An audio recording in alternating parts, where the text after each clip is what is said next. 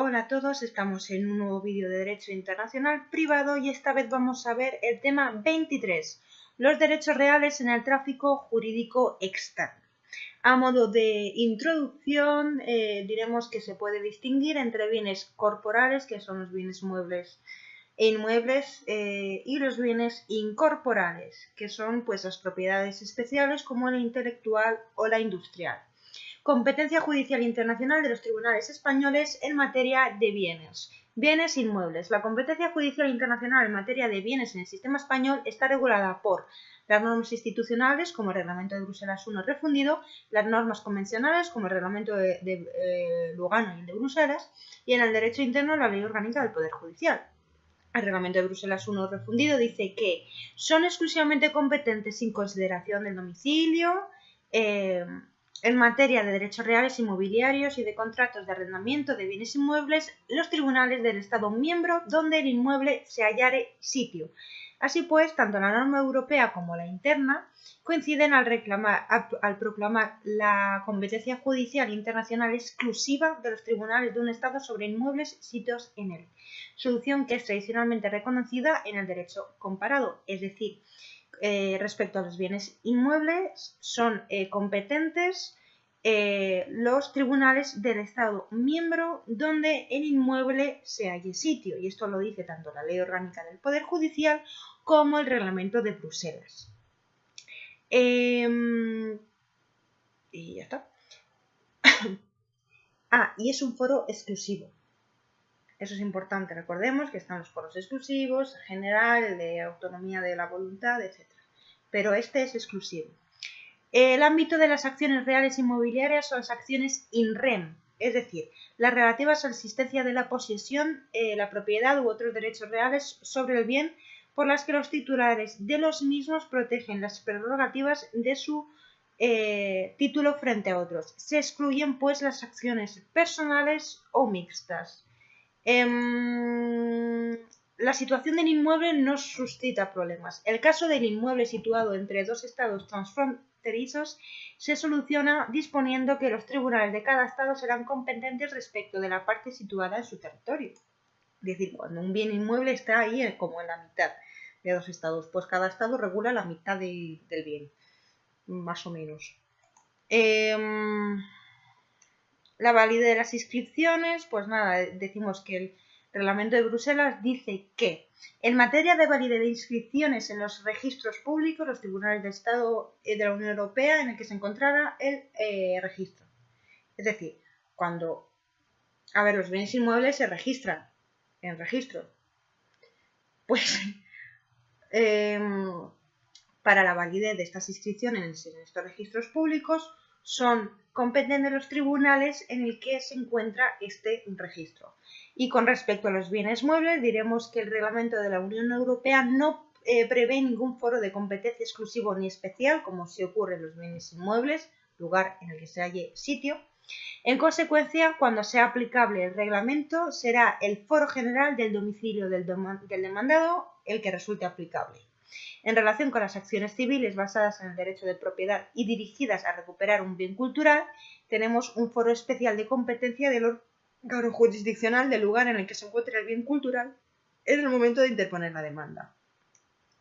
Si el reglamento no es aplicable, se estará lo que diga la Ley Orgánica del Poder Judicial y en defecto de los foros generales, el domicilio del demandado en España y sumisión de los tribunales españoles serán competentes aun cuando el demandado no tenga su domicilio en España si los bienes muebles se encuentran en territorio español en el momento de la demanda. Tratándose de bienes muebles, la competencia de los tribunales españoles es concurrente con la de otros tribunales extranjeros que podrían también conocer de estos litigios. Ley aplicable a las cosas.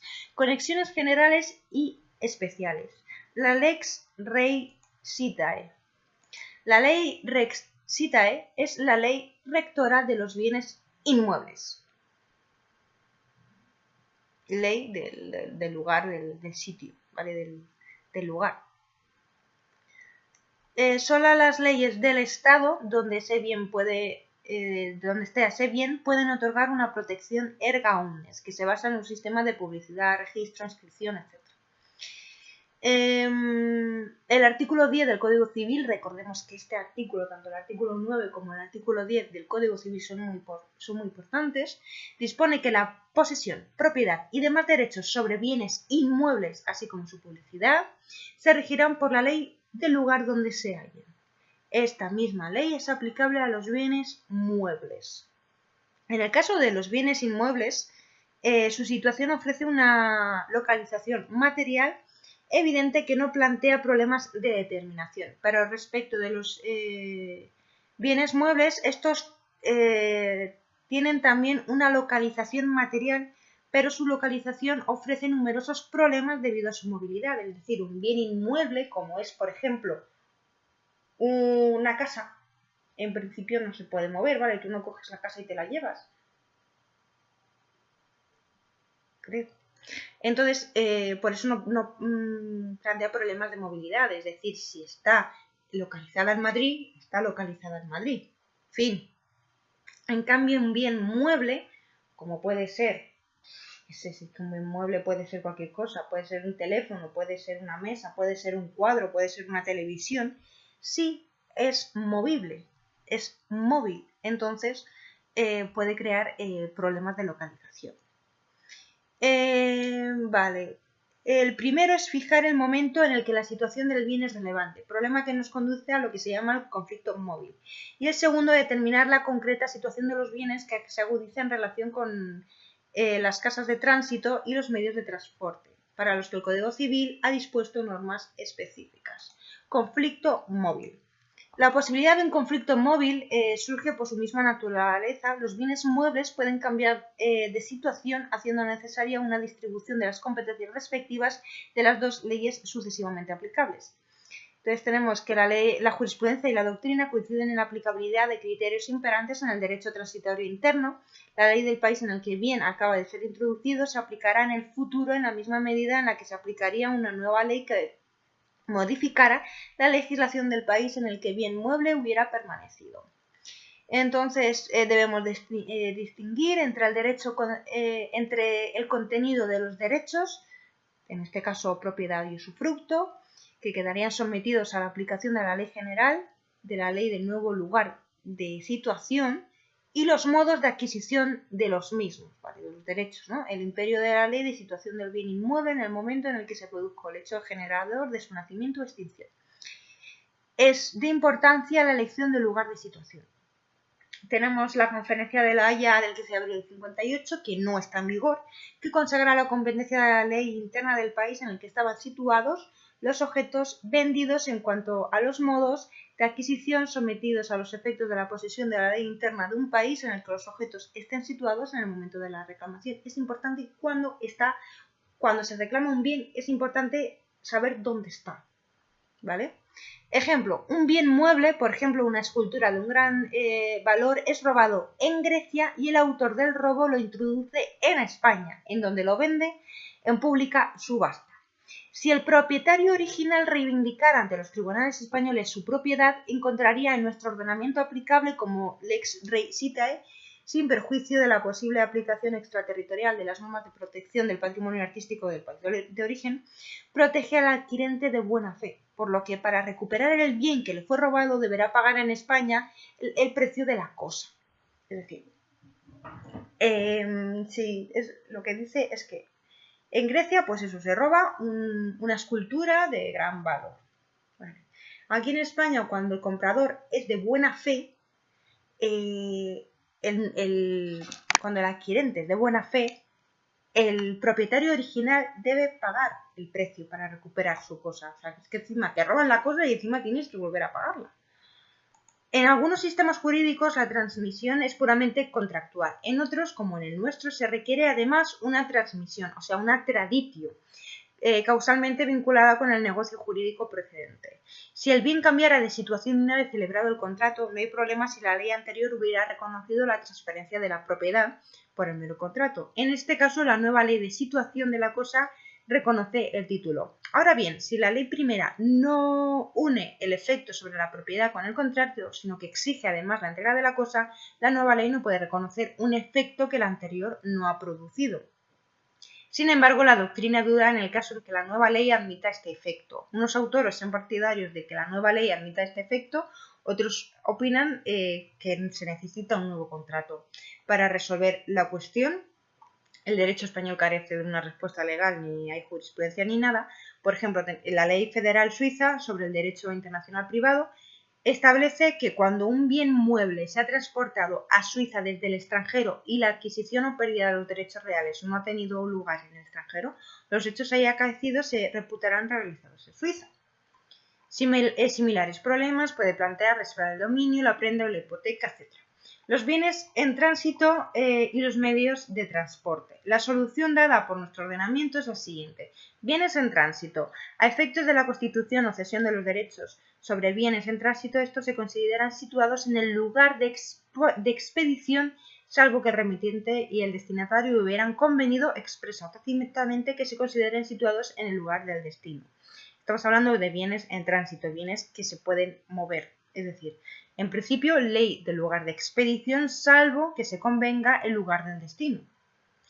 La solución no es unánime en el derecho comparado, pero se justifica por la fuerza atractiva del domicilio del vendedor. Por otra parte, esta disposición introduce un juego limitado de la autonomía de la voluntad.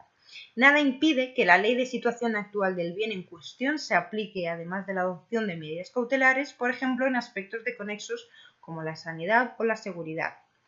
Medios de transporte son bienes cuya finalidad es la de desplazarse. Tenemos que el artículo 10, artículo muy importante, del Código Civil distingue entre buques, aeronaves y medios de transportes por ferrocarril, que quedan sometidos al abanderamiento, matrícula o registro, y los automóviles y otros medios de transporte por carretera, sujeto a la ley del lugar del que se halle. Por ejemplo, un coche, pues depende de dónde se halle. En cambio, un buque, una aeronave, pues depende de la ley de abanderamiento. Aplicación de las normas imperativas de terceros estados. Junto a las normas materiales del derecho reclamado por la norma en conflicto, que puede coincidir con la del foro, y de las normas imperativas del foro, que en ocasiones es necesario tomar también en consideración las normas imperativas de un tercer estado.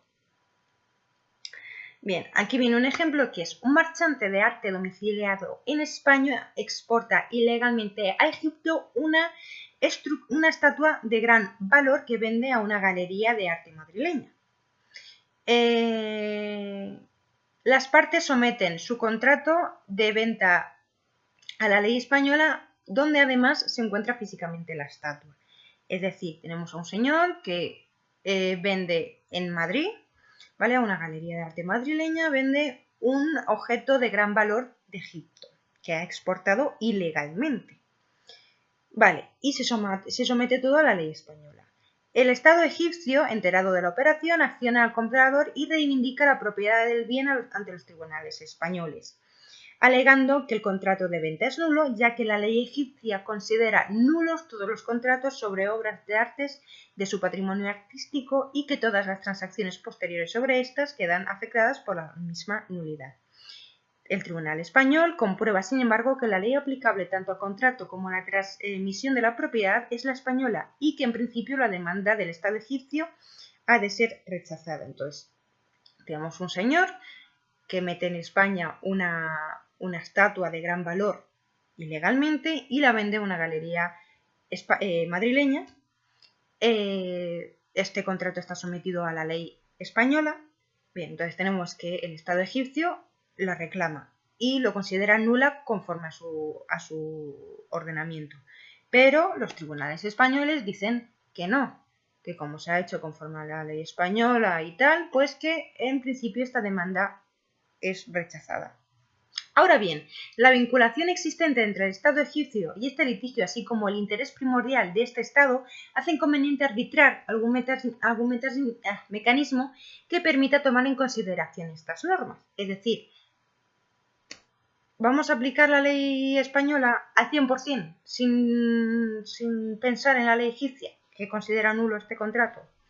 Pues bien, tenemos que para el profesor González Campos, el juez español debería aplicar las normas de protección del patrimonio cultural del estado del origen del bien, basándose tanto en la consecución de una reciprocidad importante para España como en la relación política que en esta materia siguen las organizaciones internacionales. De hecho, la protección de bienes culturales podría ser erigida como una cuestión de orden público internacional. En el ámbito comunitario tenemos la Directiva 93/71, relativa a la restitución de bienes culturales ilegalmente trasladados fuera de un Estado miembro, y soluciona esta problemática para asegurar la restitución del bien. Una vez esté restituido, se establece la aplicación de la lex originis, es decir, la ley de origen del bien, a la propiedad de los mismos. Es decir, aunque en principio no sería de aplicación la ley egipcia, porque todo se ha hecho conforme a la ley española y demás, el juez español, el tribunal español, podría considerar aplicar la ley egipcia. Porque, por ejemplo, los bienes culturales están muy protegidos. Esto es un ejemplo bastante concreto. Ámbito de aplicación de la ley. La ley española dirá si los bienes de que se trata son bienes muebles o inmuebles, o que se entiende por bienes en tránsito, buques, aeronaves, etc. La ley española, a la que de acuerdo con el artículo 12 del Código Civil califique cuáles son estos supuestos de hecho abarcados por la norma en cuestión y determine si ésta es o no de aplicación al caso. El problema aparece en las cuestiones obligacionales, las sucesorias o las de otro índice y la índole o las reales.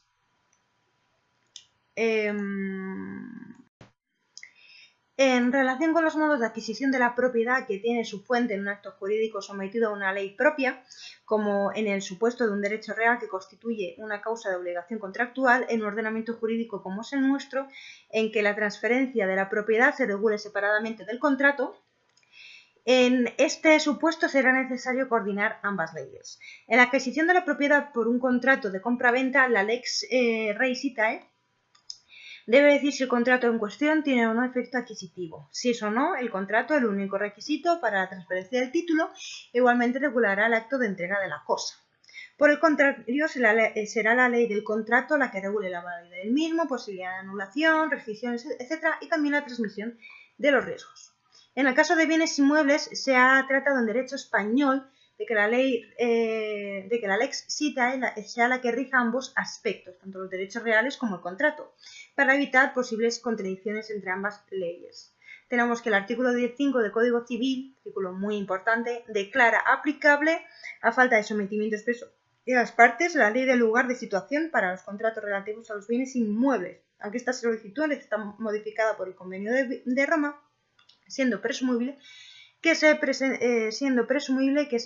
el contrato en el país con los vínculos más estrechos en que estuviera situado el mueble. En relación a la capacidad, esta será regulada por la ley personal. De este modo puede producirse una disociación entre el régimen aplicable al contenido del derecho real y a las medidas de publicidad por un lado, y la ley rectora de la forma del acto o contrato que le sirve de base por otro. Tal disociación resulta posible en nuestro sistema jurídico desde un momento en que los textos de la ley y el reglamento hipotecario declara inscribibles en ciertas condiciones los títulos incorporados en documentos otorgados en el extranjero. Aspectos que regula la lex citae de modo específico. Siempre que no haya concurrencia con la ley del acto que lo ha creado, corresponde a esta ley determinar el contenido y el régimen de los derechos reales. En cuanto al contenido de los derechos reales sobre bienes inmuebles sitios en el territorio español, ha hecho plantearse a la doctrina la posibilidad de que los mismos se constituya a un derecho real no conocido por nuestro ordenamiento jurídico. Fija la extensión del derecho, así como limitaciones, cargas, obligaciones, etc. Y también establece la duración del derecho y sus efectos respecto de terceros. Respecto a la adquisición de derechos reales, los originarios, pues quedan sometidos a la ley de situación de la cosa, y luego tenemos la adquisición derivada, que la ley de la cosa es siempre competente en todo lo relativo a la protección de terceros. La aplicación de la ley española como lex rei citae no agota las posibilidades con la puesta en marcha de las normas en conflicto, sino también por la autorización de normas materiales de derecho internacional privado. Pues derecho de extranjería, por incidencia de otros principios a la materia como puede ser reciprocidad, por la protección de los intereses estatales y por la Ley de Patrimonio Histórico Español de 1985. Y hasta aquí el tema 23. Y bueno, es un tema un poco... no lo veo demasiado importante, la verdad. Pero bueno, y nos vemos en el próximo. Un saludo.